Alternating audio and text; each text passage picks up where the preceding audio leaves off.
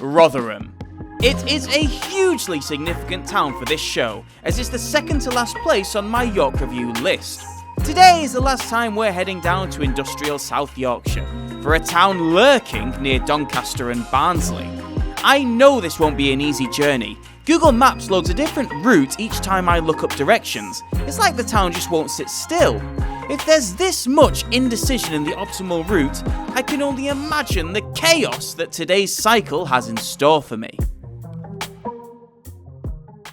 Hi, I'm Stuart Morris. I'm cycling to every large town near me in order of ascending distance and rating them, with the end goal of reaching Flamborough. This is York Review.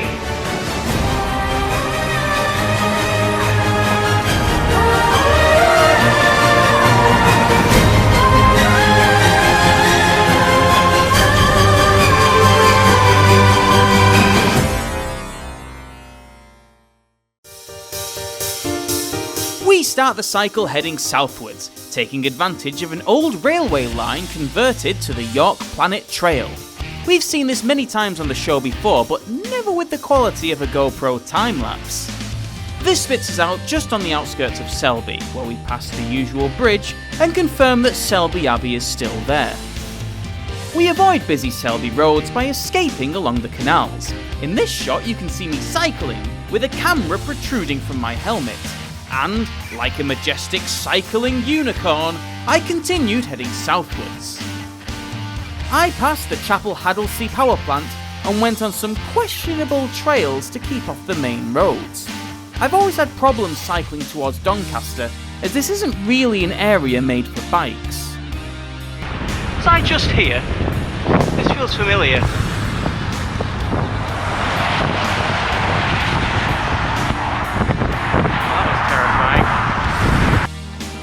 You know, some things never change. Google Maps just tried to send me on the A1 motorway, and before you start going on at me about using Google Maps again, I was actually talking to a group of cyclists that were also confused at the entrance to the A1, and they said Strava told them to go into the A1 dual carriageway. So it's not just Google Maps, all cycling apps are out to get us. By that white sign over there. That's where Google Maps just tried to send me. What is it with Doncaster and cyclists being sent onto roads which are too busy? Not much better here. Things were starting to look up as I passed Hoot and Pagnell on my way out of the Doncaster area. I was less than 10 miles away from Rotherham, but then I hit another snag. The cycle infrastructure around here is just non-existent. It's like you're either on a motorway, or Google Maps just tried to send me down this little path here behind that rock. It's basically a swamp behind there. It is unpassable. I've had to turn back. And now, there's no route that I have in mind. I just have to sort of wing it to get there. It is Doncaster all over again. It's a nightmare. After venting more than a diesel van in a clean air zone, I'd calmed down enough to eke out the rest of my journey towards the outskirts of Rotherham. But I hadn't even reached the centre before I was approached by a local character. I'm pretty close to Rotherham now, so I tried to turn on my time-lapse. Just as I switched it on, I get approached by a man. He takes an interest in my bike, starts saying, "Oh, look at all the components of the bike." Apparently he was a silver medal winner of some race thing in the local area, so former elite cyclist. Talking to this man gave me something to think about as I made my final approach to Rotherham. For all the difficulties I had on this journey, here was a man who had achieved great local cycling feats in an age with no dedicated cycle paths, no Google Maps and poorer quality bikes. It's easy to complain about a lack of cycle infrastructure today, but that discussion only makes sense because there are places that do it so well. When you look at the bigger picture, it does seem like cycling is improving in the UK, so I have hopes that things may get better for South Yorkshire in the future. Oh look, we're here. Rotherham is an industrial market town, which is often overshadowed by its neighbouring city, Sheffield. But since Sheffield is further from York than Flamborough, it may as well not exist, and Rotherham can have my full attention. This is well deserved, as Rotherham is actually home to some of the greatest things ever made by the UK. The first iron plough, Rotherham red sandstone, the Chuckle Brothers. To you. To me. And again. To me. To you. according to this plaque behind me, Rotherham won Town Centre of the Year in 2015. It's pretty impressive.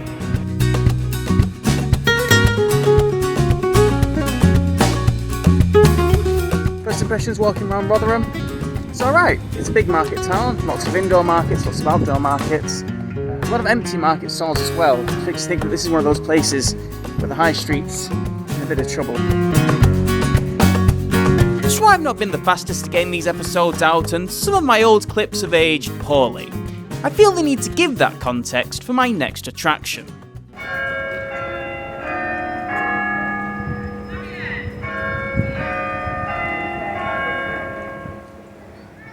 Now this is good. This is the first time in a long time, actually, that I've been to a place that has an open church.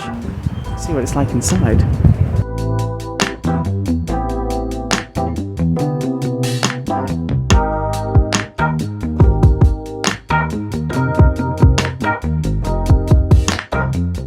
So this is a John Schnetzler organ. I mean, that's the only fact that I found about this place on Wikipedia.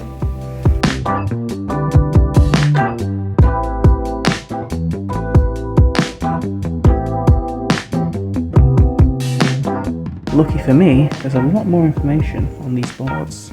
The present church here was finished in the 16th century, but there have been churches on this site ever since the year 937. Over 1,000 years of churches here. I left Rotherham Minster on the hunt for lunch, but there was a slight problem. I'm actually having a hard time finding somewhere to eat in Rotherham. I mean, there are plenty of shops and takeaways around, but they're not really geared towards tourists. It's kind of things that you'd only really want if you were living here. There's not a wide selection of places to eat, and the places that there are a bit rammed at the moment. So, press on. That explains it. It's a football game on. In the end, I went for takeaway chicken, and then I continued my content crawl through the town. You know, this is one of those bridges that's so old, it even has its own chapel.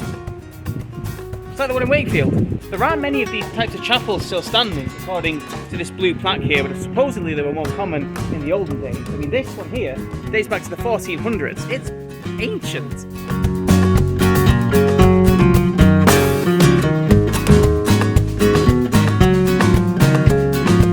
So I have to be honest, I'm not too impressed by Rotherham town centre. I mean, there are some nice bits dotted about, but I don't think the locals would disagree with me if I said that Rotherham feels more like a night out town than a place to go for a day trip.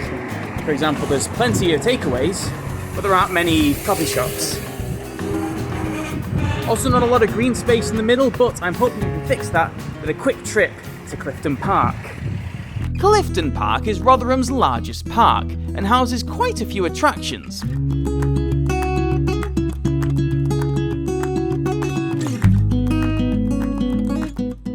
Clifton Park is really nice, and it's just what I needed to see today as well. It's a decent sized park, but there's also like a mini golf course and a tiny little amusement fair in it as well. It's pretty cool, you don't see that in every town. This park started its life in the 1780s as the private garden of industrialist Joshua Walker. This painting of a man appeared on Google Images when I looked up the name, so let's pretend this is him. The Rotherham Corporation bought the gardens in 1891 and has been a public park ever since. So Rotherham is a lot like the other towns in this area. It became big because of the mining industry. They had iron, they had coal, so they became a steel manufacturing plant as well. And that got the town a lot of money, and it got quite big out of it. Except that this growth came at a cost, well, from my perspective at least. As you'd have seen when we were coming in, that there was quite a bit of an urban sprawl to get into the centre of Rotherham. The councils are aware of this, and they've actually gone through quite some efforts to renovate the areas around the outside of Rotherham, turn it into something more pleasant to look at. And I'm actually going to go to one of these redeveloped places right now. And so we embarked on our journey out of the town centre along some pretty nice cycle paths, and we very quickly found ourselves approaching Rotherham's industrial area. It actually wasn't long before I came across a spot which illustrated the point I was trying to make. As you can see, the outskirts of Rotherham are in dire need of a facelift. And that's exactly what they're trying to do with the Centenary Nature Reserve Park, which we're going to now. This is right in the middle of the industrial area of Rotherham, and it's going to be a welcome relief when I finally get to it. But before I got to Centenary Park, I had to pass through Rotherham's football stadium on a game day. I couldn't believe how many people were there. I don't think I can find the words to describe what kind of a spectacle it all was. But I think I know someone who can.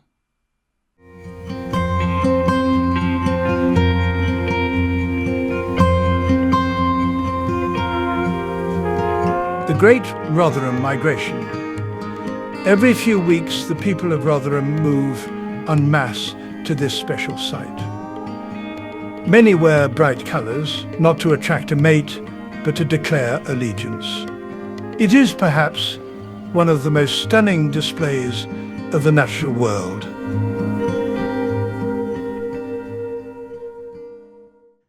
This place wasn't the easiest to find, but I still think it was worth it. Welcome to the Riverside Centenary Park. The river that we're actually on here is the River Don, which meets up with the River Rother, just over there, which is where the name Rotherham comes from. And while the site looks pretty today, it used to be a big steel factory called the Seven Towers, which was demolished as the steel industry started to collapse around it in recent years. However, there are still quite a few relics of the Steel Age still scattered around here, and one of these relics is actually really cool. I can actually hear the distant roar of a football crowd just in the stadium just over there. And if I do a complete 180, you will see Steelhenge.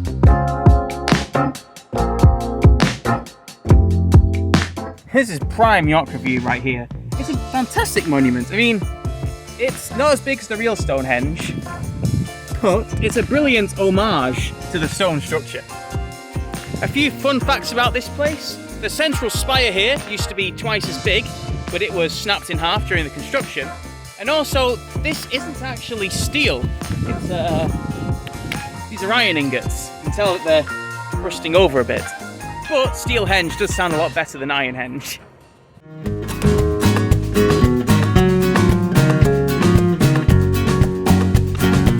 So Rotherham definitely has some nice parts to it. You have the park, which is gorgeous, and you have this very interesting spot here as well.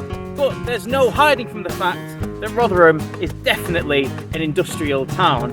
And with that, I'm not quite sure I should be recommending it as a day out destination, because I think you might struggle for activities if you came here. But Rotherham is by no means a bad place, and for that reason, I'm going to give it a Yorks out of Yorkshire.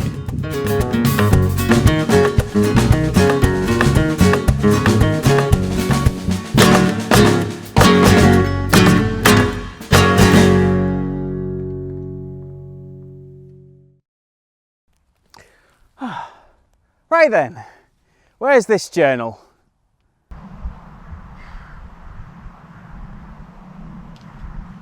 Now would be a really good time to appear. Look, this area is massive. I don't even know where to begin looking for this thing.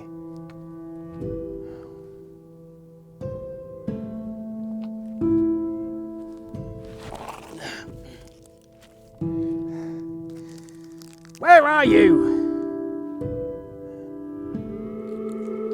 Appear!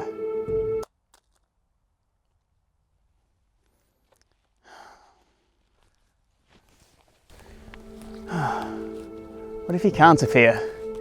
What if this is like holy ground or something? Probably say it was Yorkshire's doing.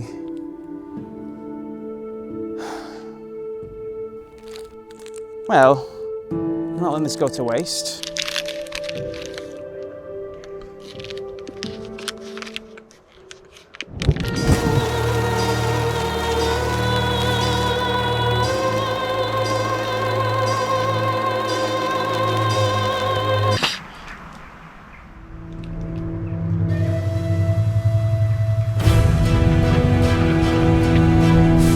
Okay, that was new. All right, Lancashire blood, don't fail me now.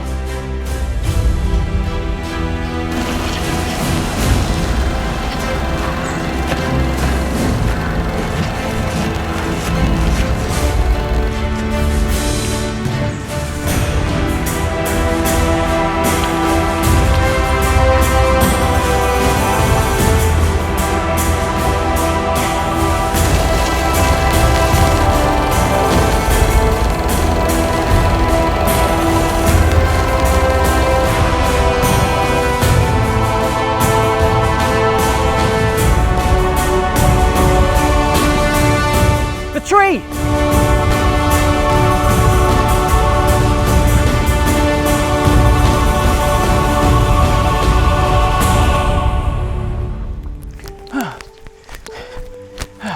This is it.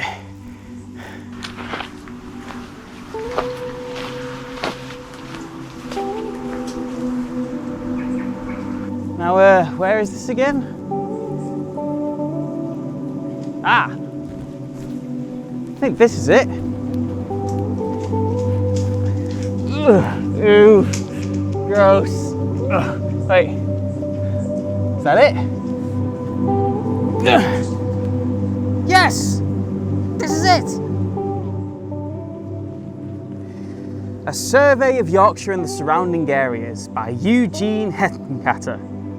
I think I'd go by the Yorkshireman too. It's a little worn, but this is it. All right, Yorkshireman, let's finish this. It's time. Time is my enemy. When that course finishes, in a few months' time, I have to leave. I have to go down to the south. At the current rate that I'm doing these episodes, there is no way I'd finish this series. There are just too many places left to visit.